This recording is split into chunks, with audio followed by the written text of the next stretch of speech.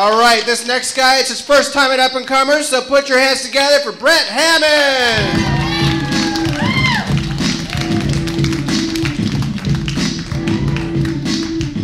Hey guys, how's it going? So I had to have a very difficult conversation with my dad recently, and some of you might be able to relate to this. I came home and said, Dad, I really have to talk to you. He said, okay, go ahead, son. Dad, this isn't going to be easy to hear, but I just have to come out and say it. Dad, you're gay. I said, what? No father of yours is going to be a gay? I said, Dad, you got to learn to accept yourself. And he said, well, how long have you known?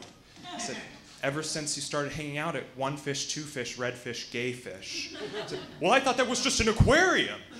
It is, Dad, a gay aquarium for gay people. Well, does your mother know? Mom's gay too. I knew ever since she started hanging out at that social networking convention, Lesby Friends. It was a really difficult conversation, obviously. But the upside is I think I'm going to make a sitcom out of it, and every episode will end with my dad saying something really cute and cheesy, and I'll be like, gay dad. It's in the works. So are there any heterosexuals here tonight? Oh, okay. Oh, interesting. Me too, coincidentally. I remember my first crush was on Lindsay Covarrubias. She was the prettiest girl in the 2nd grade. So I asked her out, but she said no, because we had nothing in common. Just because she was a 2nd grader and I was a 15th grader, you know? No, she said we had nothing in common because she took dance and I was doing Little League baseball. So I dropped out of baseball and started taking tap and jazz classes. And needless to say, it was a rough childhood and I got teased a lot. And kids had this very witty and clever nickname for me, Gay Boy.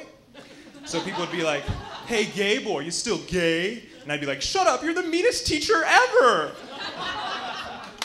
People have always thought that I'm gay.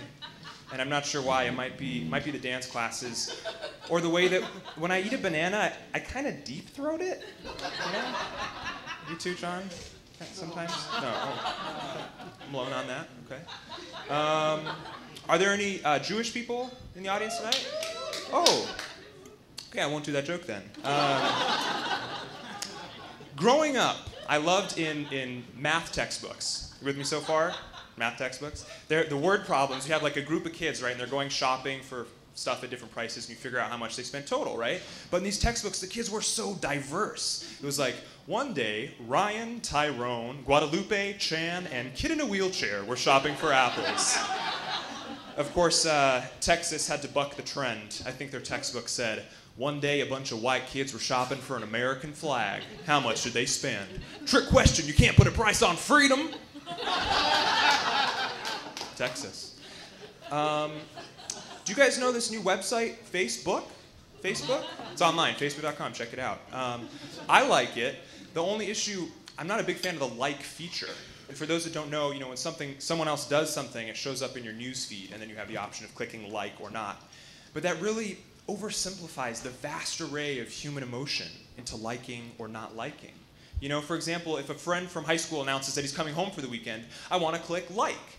But when another friend announces, guess what, y'all, I'm pregnant again, oops, I want to click mixed feelings, Or when a guy friend of mine who idolizes Serena Williams and likes show tunes just a little bit too much makes his status, I'm fighting off the ladies tonight, I don't want to like that, I want to doubt that, Is that fair? The other thing that bugs me about Facebook is when people feel compelled to explain why they can't come to an event on the RSVP wall.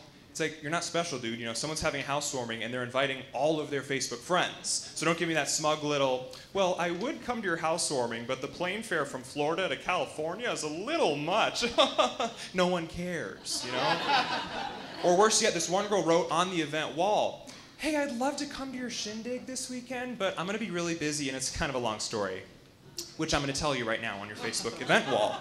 I'm dating this new guy, Josh, and he's really cool. You'll like him a lot. You have to meet him. And he has a crazy straw penis.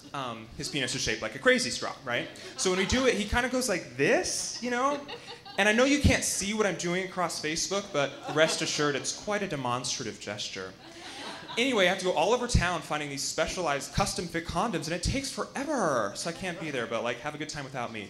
Wink face emoticon. And she didn't make it with a semicolon. She spelled that shit out. So weird. No, JK on that last part. Everything else is true. That was a joke, though. When I was in college, I had to give a thesis presentation. I was really nervous to talk in front of my professors and my student colleagues, you know. And so my friend taught me a technique for dealing with nervousness that some of you may have heard of, and that's to imagine the audience naked. The problem is, I'm kind of an optimist, so I imagine the audience looking super hot naked.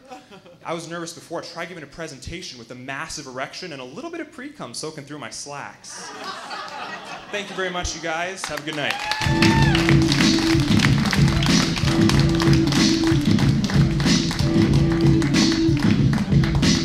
Brett Hammon.